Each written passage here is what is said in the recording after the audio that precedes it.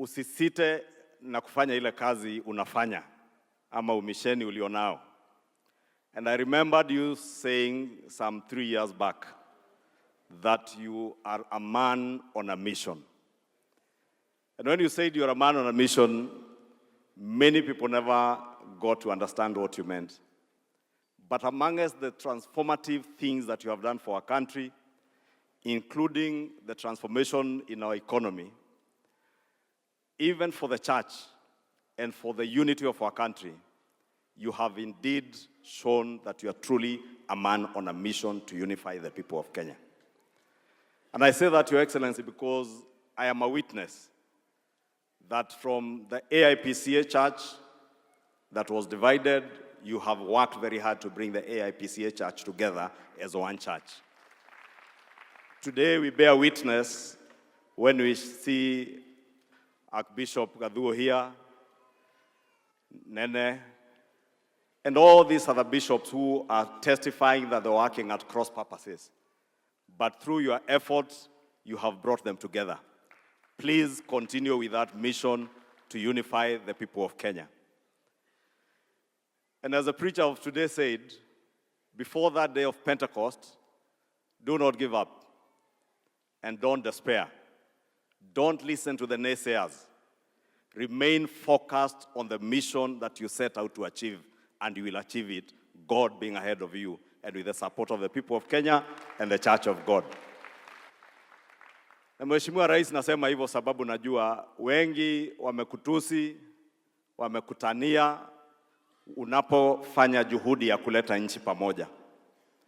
Na wanafikiria wakati unaongea dhidi ya ukabila, wanafikiria ni maneno tu matupu unaongea.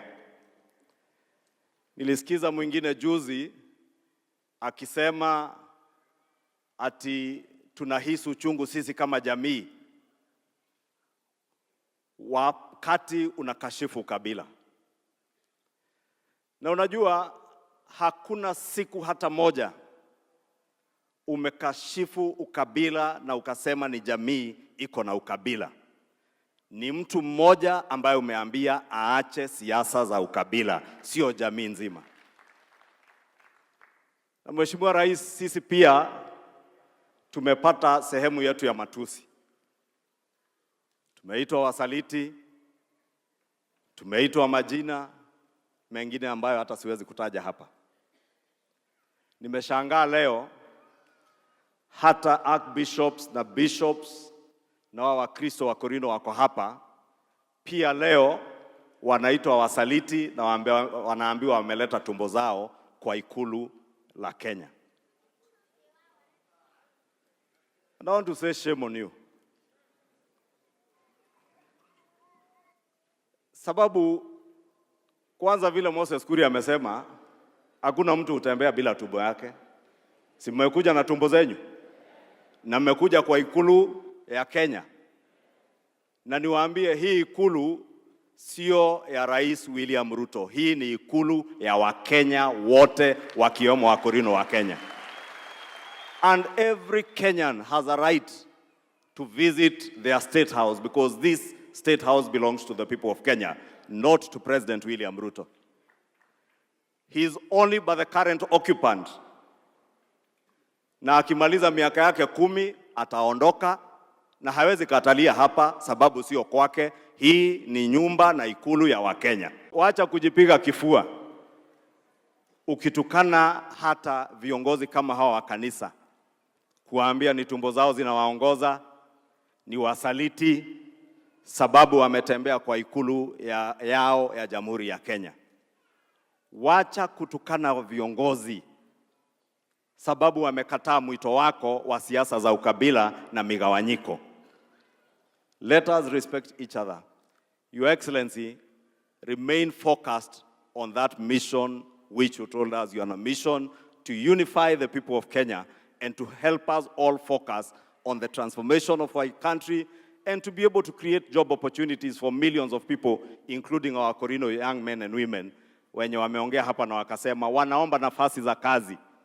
Na hiyo ndio kazi wewe umekuwa ukizingatia mkiwa pamoja na naibu wako wa rais, wa kuhakikisha ya kuwa unaboresha uchumi, na unatengeneza nchi ambayo iko na usawa kwa kila Mkenya bila ya kuzingatia ama kuangalia kabila lake ama mahali anakotoka. Kwa hivyo kama unataka niwe na tabia ya kuiba mali ya wajane na watoto yatima ili niwe Mkikuyu, hiyo Ukikuyu mimi nimekataa. Nataka kuwa Mkenya ambaye atazingatia umoja wa nchi ya Kenya na ambaye ataheshimu mali ya wengine na kuheshimu viongozi wengine wakiwepo. All I want to say is that we value our partnership. Not too long ago, I was in India, and there was this very big world-known convergence of ideas, India's critical think tank, the Raisina. And I had the opportunity to meet with Prime Minister Modi and also have a bilateral conversation with the Foreign Minister, Jaishankar. And we talked about so many things. And one of the things that we now want to pursue after the conversation, the Minister Jaishankar said that perhaps it's time that Kenya and India went a notch higher and discuss a free trade agreement. Because we've been cooperating, now we have conversations of a trade agreement with the European Union, a trade agreement with the CEPA, with the United Arab Emirates. We are now talking of a bilateral trade agreement with the United States. We have the preferential trade agreement with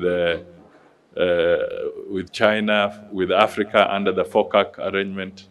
And it is now time that we can have a conversation. In fact, it's long overdue to have a financial trade agreement with India so that we can amplify the trade and long-standing ties we have had between our two nations. So this is one of the things we hope to pursue and to reassure you that your contribution, your support to the economy, well-being, job creation, investment, technology transfer in this country is absolutely critical.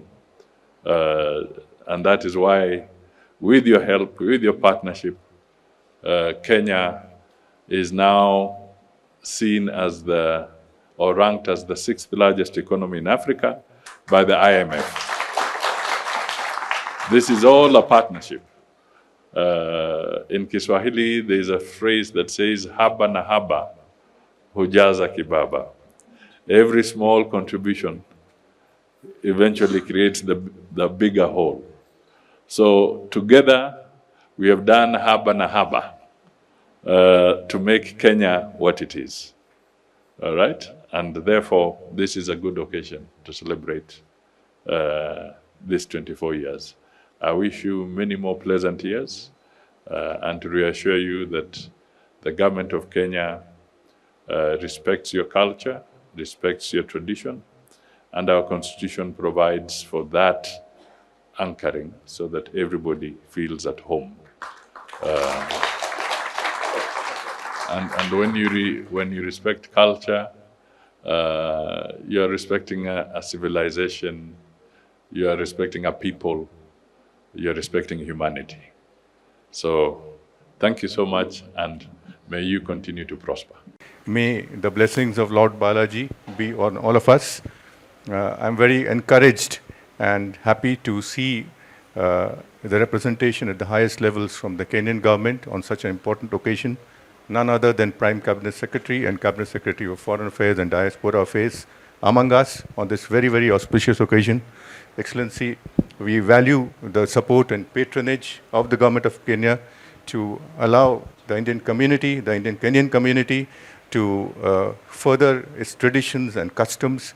And I must tell you that they are maintaining the Indian traditions and customs in a beautiful way. I think what you see today I think there is no better way than to preserve our culture, traditions, and customs. And we are really, really appreciative of the government of Kenya for allowing them to do so, for assimilating within the society of Kenya, and for being a part of the cultural fabric of Kenya. So once again, I thank you through your presence and through the support of the government of Kenya. We are happy that we are able to continue our cultures and traditions and be a part of Kenyan society. Thank you once again, and once again wish that the blessings of Lord Venkateshwara be on all of us.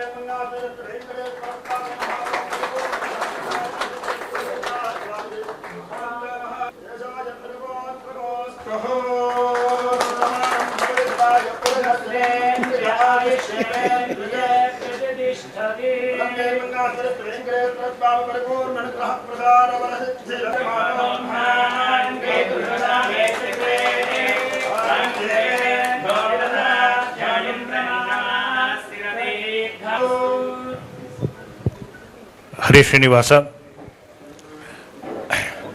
On this wonderful occasion of second Kumbhabhishekam of the important people are here with us, and we value. He has been very, very important in handling many international affairs, particularly has many achievements to his credit. But we would like to briefly recount what it is so that we proceed with countries. And recently, his efforts in bringing Japan and JICA together for bringing some countries. Dearest person for the Indian community, he has excellent relationship with the behalf of the temple. We would like to welcome His Excellency Musalia Mudavadi and his wife Tessie Mudavadi. They handle a lot of developmental projects for fluent in English and Hindi, also in Russian. We welcome him here for this wonderful. Otherwise, the scaffolding is likely to collapse. We do not want any kind of mishaps. Thank